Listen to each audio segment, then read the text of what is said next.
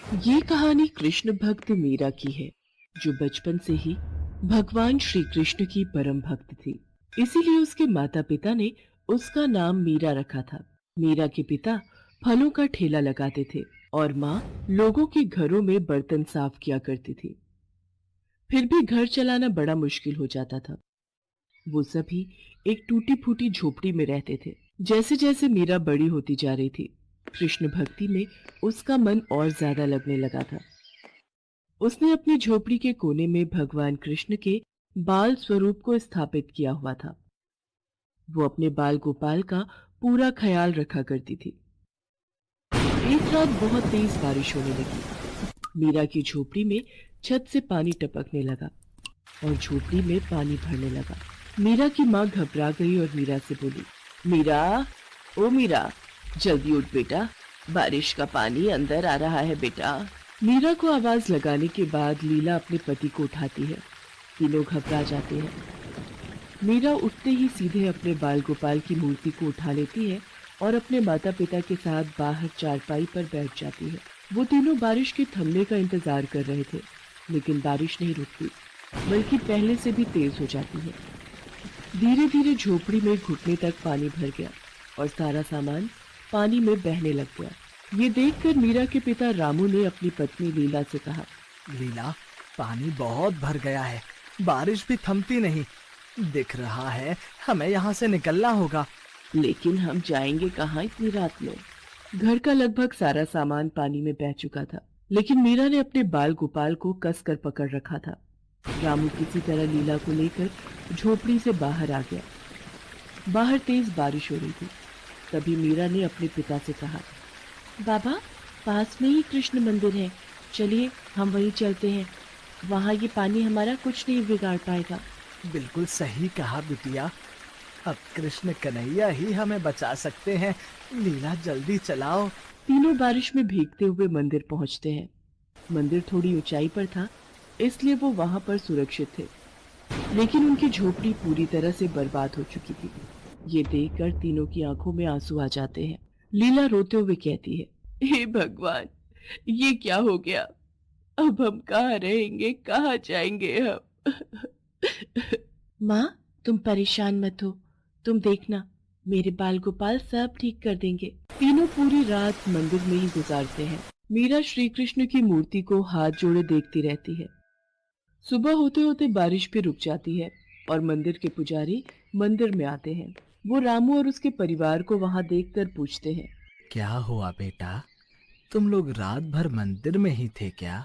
हाँ पुजारी जी, वो मेरी बेटी मीरा भगवान कृष्ण को बड़ा मानती है और कल उसने हमें इस मंदिर के बारे में बताया। मैं जानता हूँ उस बच्ची को, हर रोज यहाँ आती है अपने बाल गोपाल को लेकर। छोटी सी उम्र में इस बच्ची की भक्ति देखकर मैं तो दंग रह गया था। तुम बिल्कुल चिंता मत करो, भगवान की शरण में आए हो तो वो तुम्हारा भला जरूर करेंगे।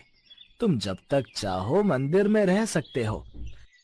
बहुत बहुत बहुत धन्यवाद पुजारी जी। उस दिन से रामू का परिवार कृष्ण मंदिर में ही रहने लगा। रामू और लीला ने वापस किसी तरह अपना काम शुरू किया और मीरा पूरा दिन मंदिर में काम करने में लगी रहती। वो बहुत खुश थी। उसे पूरे दिन भगवान श्री कृष्ण के पास रहने का मौका जो मिल गया था। वो बड़े ध्यान से पुजारी जी को भगवान श्री कृष्ण का श्रृंगार करते देखती और ठीक वैसे ही अपने बाल गोपाल को सजा देती है। वो बाल गोपाल की मूरत से दिन भर बातें करती रहती थी। वो एक छोटे बच्चे की तरह उनका ख्याल रखती थी। धीरे धीरे वक्त बीतता गया। रामू ने फलों की दुकान खोली। वो तीनों लोग मंदिर के पास कमरा किराए पर लेकर रहने लगे, लेकिन मीरा घर से ज्यादा मंदिर में ही अपना वक्त गुजारती थी। एक दिन रामू अपनी दुकान से वापस अपने घर आया और लीला से बोला, लीला, खुशखबरी लाया हूँ।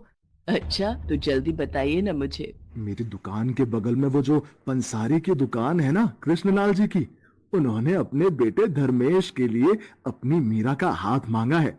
किशन लाल जी की दुकान बहुत बढ़िया चलती है और धर्मेश भी उनके साथ मिलकर वही दुकान चलाता है। अपनी मीरा खुश रहेगी। और जानती हो, किशन लाल जी को कोई दान दहेज भी नहीं चाहिए। ये तो बहुत अच्छी बात है जी। मीरा भी सारी बातें सुन रही थी। उसने अपने माता पिता को टोकते हुए कहा, माँ, बाबा, मुझे कोई शादी वादी नहीं करनी। मैं बहुत खुश हूँ अपने बाल गोपाल के साथ और आप लोगों के साथ। ऐसा नहीं होता बिटिया, शादी तो सबको करनी पड़ती है।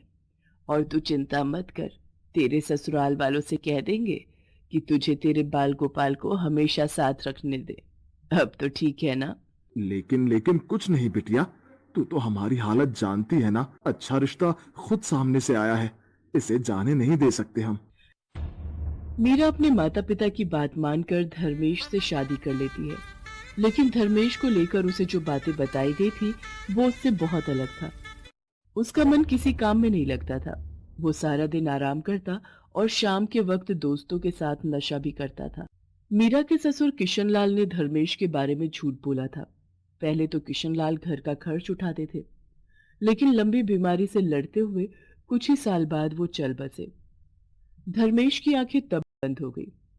मीरा की सास का देहांत बहुत पहले ही हो गया था। ऐसे में धर्मेश और अपना पेट भरने के लिए मीरा ने लोगों के घरों में काम करना शुरू कर दिया। इन सब की वजह से मीरा अपने बाल गोपाल के साथ ज्यादा वक्त नहीं बिता पाई थी, जिसका उसको बहुत दुख होता था। एक दिन मीरा रात को काम करके वापस घर लौटी तो उसने देखा कि धर्मेश नशे में धुत चीजों को इधर उधर फेंक रहा है। वो मीरा के बाल गोपाल को भी जमीन पर गिराने ही वाला था कि मीरा ने उसे रोक लिया और गुस्से से बोली, ये क्या कर रहे हो? मेरे बाल गोपाल को हाथ लगाने की तुम्हारी हिम्मत कैसे हुई? धर्मेश मीरा को धक्का देकर जमीन पर गिरा देता है। तेरी हिम्मत कैसे हुई मेरे सामने ऊंची आवाज में बात करने की? जो दारू की बोतल लेकर आया था वो कहाँ है? मुझे दे जल्दी से, नहीं तो मैं तुझे घर से बाहर निकाल दूंगा अभी। मीरा उसे शराब की बोतल लेकर देती है और फिर रोती हुई अपने बाल गोपाल से कहती है, मुझे माफ कर दो कान्हा जी, अब से आप हमेशा मेरे साथ ही रहोगे। मैं आपको कभी अकेला छोड़कर नहीं जाऊंगी। धर्मेश का बर्ताव और स्वास्थ्य दिन पर दिन खराब होता जा रहा था। उधर मीरा अब मां बनने वाली थी, लेकिन फिर भी धर्मेश में कोई बदलाव नहीं आया। कुछ कमाकर घर लाना तो दूर, वो मीरा की कमाई भी उससे छीन लेता था और उन पैसों से नशा करता था। मीरा के माता पिता भी अब इस दुनिया में नहीं थे। मीरा बिल्कुल अकेली पड़ गई थी। हद से ज्यादा नशा करने की वजह से धर्मेश की तबीयत खराब रहने लगी। जल्दी ही वो बिस्तर पर आ गया। नशे की लत ने उसे मौत के करीब लाकर खड़ा कर दिया था। जब धर्मेश को इस बात का एहसास हुआ तो वो एक दिन मीरा से बोला, मीरा, हो सके तो मुझे माफ कर देना। समझ गया हूं कि माँ ने कितने पाप किए हैं और भगवान ने मुझे मेरे किए की सजा भी दे दी है। मैंने तेरी जिंदगी खराब कर दी है, इसके लिए मुझे माफ कर देना। ये धर्मेश के आखिरी शब्द थे। वो जा चुका था। मीरा उस दिन बहुत रोई। फिर अपने बाल गोपाल को देख उसमें थोड़ी हिम्मत जगी। कुछ ही महीनों बाद मीरा ने एक प्यारे से बेटे को जन्म दिया और अब वो अपने बेटे के लिए जीने लगी। उसने अपने बेटे का नाम चंदन रखा। धीरे धीरे चंदन बड़ा होने लगा और जैसे वो चंदन का ख्याल रखती थी और वैसे ही अपने कृष्ण जी का भी ख्याल रखती थी। पर चंदन को ये सब समझ में नहीं आता था। एक बार चंदन ने मीरा से पूछा, माँ, ये बाल गोपाल कौन है? वो मेरे सब कुछ है बेटा, उन्हीं की वजह से मैं आज जिंदा हूँ और तेरा ख्याल भी रख पा रही हूँ। ऐसे ही कुछ दिन बीत गए। चंदन पढ़ाई में बहुत अच्छा था और अपनी माँ की मेहनत को भी महसूस करता था। इसलिए उसने दिल लगाकर पढ़ाई की और सरकार से स्कूल और कॉलेज में स्कॉलरशिप हासिल की और अच्छे अंकों से कॉलेज पास किया। कॉलेज पास करते ही उसे बहुत अच्छी नौकरी मिल गई। नौकरी मिलते ही चंदन मीरा के पास गया और बोला, मेरी नौकरी लग गई है माँ, आपको कोई काम करने की जरूरत नहीं है। अब घर का सारा खर्च मैं चलाऊंगा। अब बस तुम घर पर रहकर आराम करना। राधे कृष्णा, राधे कृष्णा। ये सब मेरे बाल गोपाल की कृपा है, तेरी मेहनत भी। मैं बहुत खुश हूँ बेटा, बहुत खुश। मीरा की आंखों में खुशी के आंसू आ जाते हैं। चंदन अपनी माँ के आंसू पोंछता है और उसे गले लगा लेता है। ऐसे ही कुछ दिन बीत जाते हैं। एक दिन गलती से चंदन के हाथ से भगवान कृष्ण की मूर्ति नीचे गिर जाती है। ये देखकर मीरा बहुत नाराज हो जाती है और गुस्से से कहती है, ये क्या किया तुमने? मेरे बाल गोपाल को गिरा दिया। ला, मुझे दे उन्हें। माफ कर दीजिए माँ जी, मैंने जानबूझकर ये नहीं किया। तभी मीरा देखती है कि गिरने की वजह से बाल गोपाल की मूर्ति कई जगह से टूट गई थी। अब वो घबरा जाती है और कहती है, चंदन, अभी जाकर डॉक्टर को बुला कर ले आ। चंदन अपनी माँ की आदत जानता था, इसी वजह से वो डॉक्टर को बुला लाया। चंदन पहले से ही डॉक्टर को सब कुछ समझा कर लाया था। डॉक्टर साहब, मेरे बाल गोपाल गिर गए थे, बहुत चोट आई है, आप इन्हें जल्दी से ठीक कर देंगे ना? डॉक्टर चंदन की तरफ देखता है और चंदन का इशारा देखकर वो बाल गोपाल की मरहम पट्टी करने का दिखावा करता है। फिर उन्हें मीरा को देते हुए कहते हैं, लीजिए माँ जी, ये ठीक हो गए। अभी कैसे? इतनी ऊपर से गिरे हैं मेरे बाल गोपाल। तुमने क्या ये आला शक्ल देखने के लिए लगा रखा है? इसे लगाकर मेरे बाल गोपाल की जांच कर लो कि सब ठीक है ना? डॉक्टर फिर चंदन की शक्ल देखता है। उसके इशारा करने पर फिर आला लगाकर जांच करने का दिखावा करता है। उसके बाद जो हुआ उसने डॉक्टर के होश ही उड़ा दिए। उसे बाल गोपाल की धड़कन सुनाई दे रही थी। उसने एक बार नहीं कई बार जांच की, पर हर बार उन्हें दिल की धड़कन की आवाज सुनाई दी। डॉक्टर के चेहरे का रंग ही उड़ गया। उसे ऐसा देख चंदन ने डॉक्टर से पूछा, क्या हुआ डॉक्टर साहब, तबीयत तो ठीक है? डॉक्टर आला देकर चंदन को भगवान बाल गोपाल की धड़कनों की आवाज सुनाता है। वो दोनों ही दंग रह जाते हैं। फिर मीरा उनसे आला छीन लेती है और कहती है, लाओ, ये मुझे दो, पता नहीं क्या खेल कर रहे हो इतनी देर से। मीरा भी बाल गोपाल की धड़कन सुनती है, लेकिन चौंकती नहीं, बल्कि उसे अच्छा लग रहा था।